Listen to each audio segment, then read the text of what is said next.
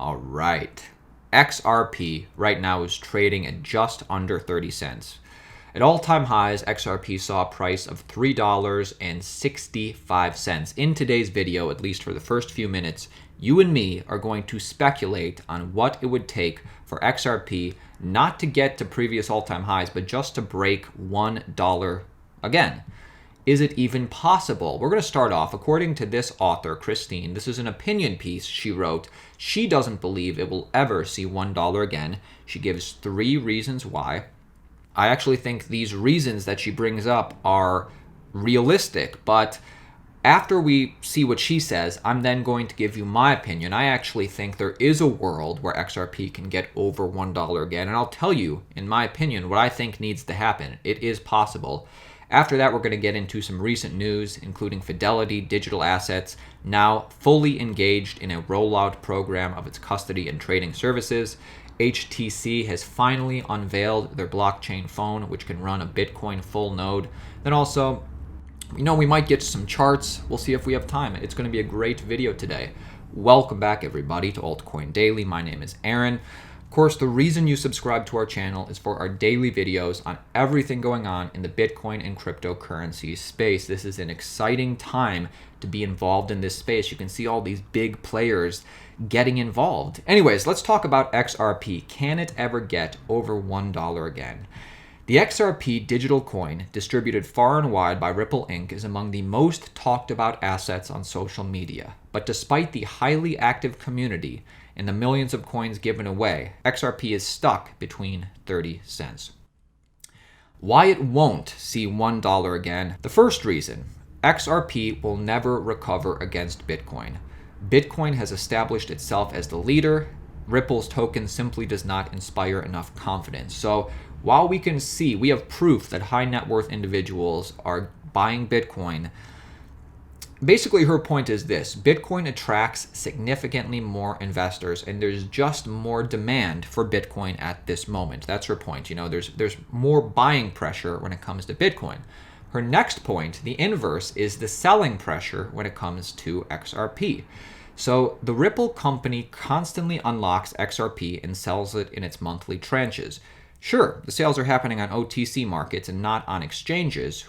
They do this so that they don't have any price slippage, and when they do this, that means it will not directly affect the price, although it affects the price indirectly. There are simply too many XRP tokens going around, with multiple giveaways to banks, companies, individuals. All about, the escrow that Ripple holds. The point is this: with that type of oversupply, the asset is simply not scarce enough to boost prices. So while there's only 21 million Bitcoin that will ever be created, the total supply for XRP is 99 billion. And they've been releasing, the giveaways, all this stuff. There's still much more of that to go. According to figures, for the next 220 months, there's still 227 million XRP tokens to be released and sold by Ripple. So there's just too much supply. There's too much selling pressure. That's her second point. Her third point, before we get into my opinion, is that there's just not a robust enough use case. So that the RippleNet ecosystem is built so that it can handle transactions without using XRP. Ripple is great at making partnerships, but these partnerships doesn't necessarily equate to using XRP token and the token having utility, because Ripple is selling 2 different things for these partnerships. Xcurrent, which doesn't use the XRP token, does the same thing with money transfers, or XRapid, which uses the XRP token.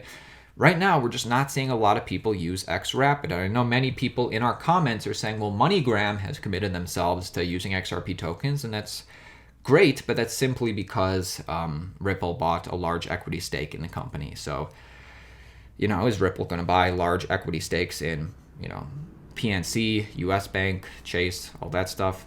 I think not. So anyway, this is what I think needs to happen. 2 ways that XRP can get over $1 again. Number one, if we get back into the last part of a bullish cycle, like we saw in late 2017, where droves of people are coming into this space looking for the next Bitcoin.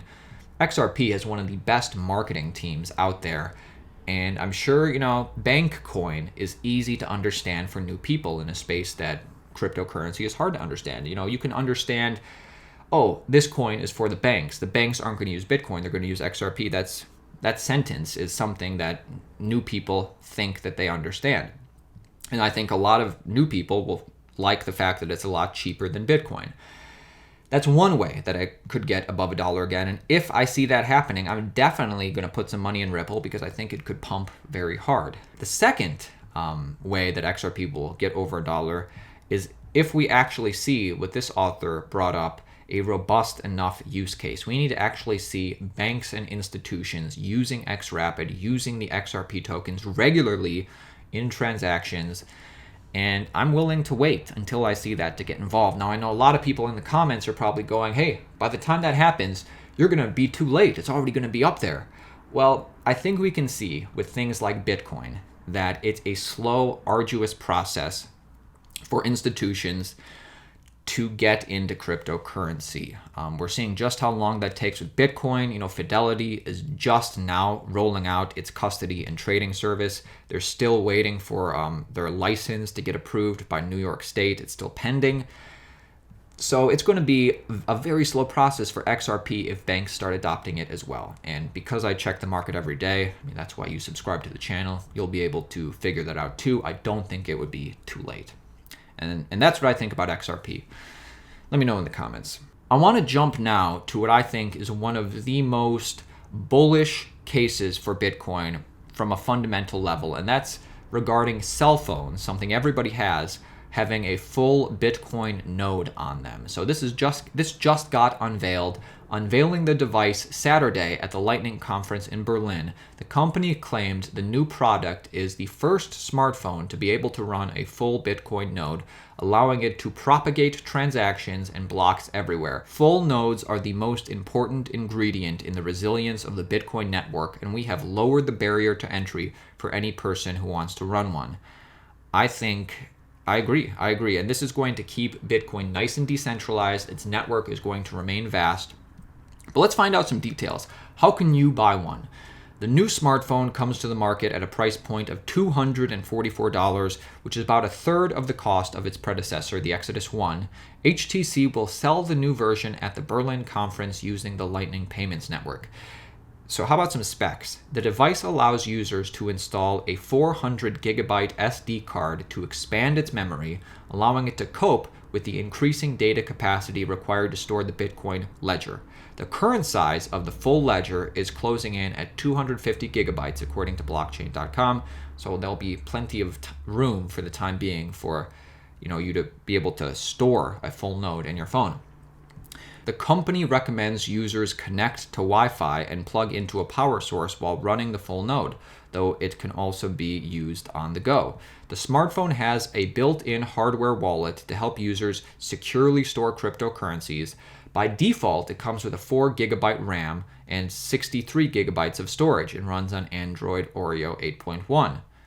The smartphone will be available in 27 countries across Europe and the Middle East, including Germany, Greece, Saudi Arabia, and UAE. It is currently not planned for sale in the United States, unfortunately. So to finish up, HTC's device is joining a nascent but increasing busy field of blockchain-dedicated smartphones. You know about Siren Labs, they launched the blockchain mobile phone Fini. Samsung launched its Galaxy S10 in the spring, and then LG is also rumored to be moving into the blockchain space for upcoming devices. But this is exactly another metric that we need to see, and we are seeing, for Bitcoin to go mainstream. People need to run full nodes, keeping the network as decentralized as possible, and this is a great thing. All right, that is it for me today, my friends. This is Aaron at Altcoin Daily. We're going to finish today's video by playing a clip from that interview that we did with HTC's Phil Chen about this phone when he told us about this a month or two ago at the Bitcoin Is conference. See you tomorrow.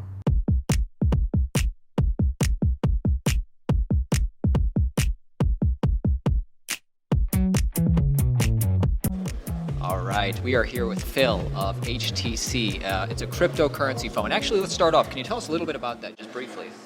Yeah, it's called the HTC Exodus. It's a crypto phone. We call it a crypto phone. We've reported on it a little Yeah, bit. you can call it a Bitcoin phone as well. It's a phone that basically has a hardware wallet built in, Yeah. Trezor Ledger kind of built in. And also, you're going to be able to run a node on it, right? Yes, so next month we're coming out with software where you can run a full Bitcoin node. The fact that anybody's even trying that, I think, is a step in the right direction.